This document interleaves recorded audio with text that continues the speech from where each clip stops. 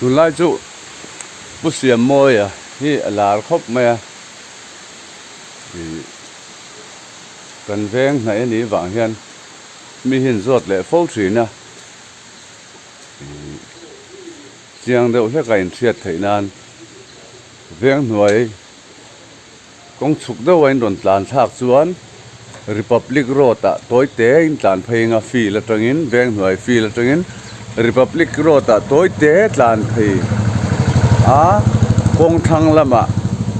hei banner hi lawin taranga Republic kong chung atanga tlan phei chuan veng hnuai field khen phei ma khet kong thang lama vei lama ani chu chu za chuan hei hi lawin tar don ani tlema zon uluk deuh hlek chungai ama ro chu hei na tur om lo